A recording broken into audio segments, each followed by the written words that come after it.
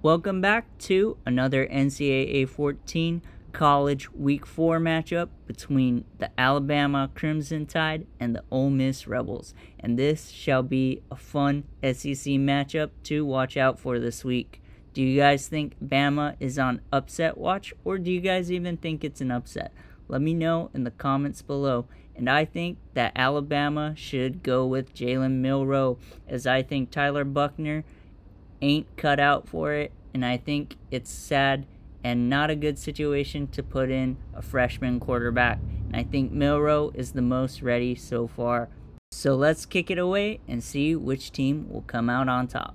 The Ole Miss Rebels on their first drive are stuck on a 3rd and 3, and they give it to their running back Quinshawn Judkins, who gets a 9-yard rush and a first down. What a great conversion by the Ole Miss Rebels to keep their drive alive. How do you guys think Ole Miss's season has been so far, as they are 3-0 coming into this week and had a scare in week 2 against Tulane? Let me know what you guys thought about that, and what do you guys think about the quarterback play from Jackson Dart? I think he's been having some solid plays and has been slinging the ball pretty well so far. I remember him playing for USC as a true freshman, and it is cool to see how far he has come in the past couple seasons. I also think Alabama has the biggest line in all of college football and the NFL, but I think there is some outlying problems that they have had within them. So it's not just quarterback play that has plagued them this year, but it just goes to show how well Alabama fans have had it under the Nick Saban era, that this has been such a down year, and yet they are very much in contention to make the college football playoffs and the SEC championships. And on second down, they give it to their running back Evans, and he powers his way through to the 1-yard line, which will set up the Ole Miss Rebels on 3rd and goal at the 1. And once again, they will give it to their quarterback, who has a read option, and in which Jackson Dart will put the Ole Miss Rebels up 7-0 over the Crimson Tide. Let's see how the Bama Crimson Tide offense will respond. And it looks like in this simulation, it looks like the default quarterback for the Crimson Tide is Buchner. So McClellan gets the ball on 2nd and 6 and gets a 13-yard rush and makes it 1st and 10 for the Crimson Tide. And on 3rd and 8, to keep the drive alive, Buchner has time in the pocket and shoots it over to the middle to get it to Malik Benson for a 19-yard reception and a first down. And it looks like the Crimson Tide offense is going quick and no huddle. Let's see what Buchner and the offense can do here. It's a play action pass, and Buchner has time in the pocket and almost gets picked off right there. To start off the game, he's 1 for 3 for 19 yards. And on 1st and 10 to end the first quarter, Buchner has time in the pocket and gets it over the middle to Jermaine Burton for a 14-yard reception. And at the end of the first quarter, the Ole Miss Rebels lead the Alabama Crimson Tide 7-0. And on 1st and goal, Buchner will give it to McClellan, who avoids the tackle and makes it into the end zone for an 8-yard touchdown run.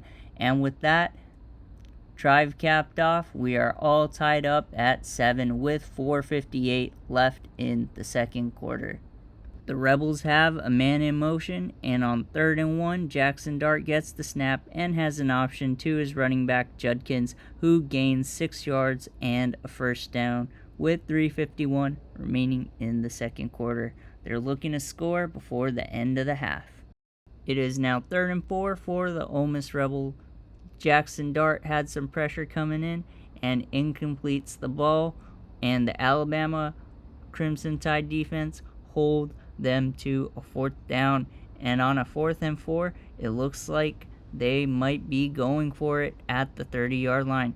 Rather than making a 50-yard attempt, looks like they're going to go for it, and it's a running option, and Quinshawn Judkins gets tackled in the backfield for a negative 2-yard loss and a down on yards. With 2 minutes 12 seconds left in the first half, Tyler Buchner and the Alabama offense are looking to score, And on first down, they get it to Ja'Cory Brooks for a 25-yard reception and a first down at the Rebels 43. What a great connection there.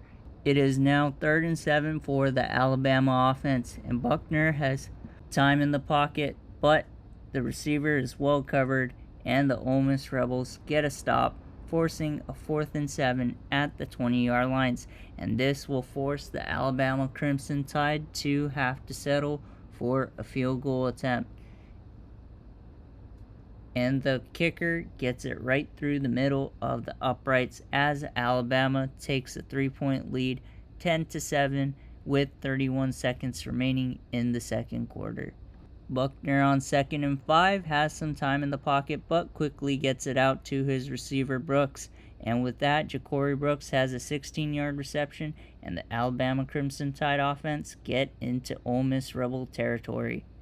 And the Bama offense isn't looking to stop there as they give it to McClellan, who takes it up the gut, makes a few man miss, and gets it for a huge gain right there. And he takes it from midfield all the way to the Ole Miss 18-yard line. Look at him making defenders miss and showing his speed right there to get that huge gain. And right on the next play, on 1st and 10, Tyler Buckner has a nice clean pocket and easily gets it to Malik Benson for a 18-yard touchdown reception.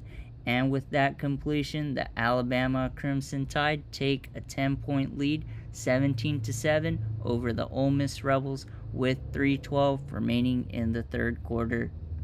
The Ole Miss Rebels are forced on a 3rd and 11 right now, and the pressure is there, so they pass it off to his running back for 0-yard reception, making it a 4th and 11 with just under 2 minutes in the third quarter. And it looks like the Alabama Crimson Tide offense will look to run down the clock as much as possible as they have a 2-possession lead going into the fourth quarter.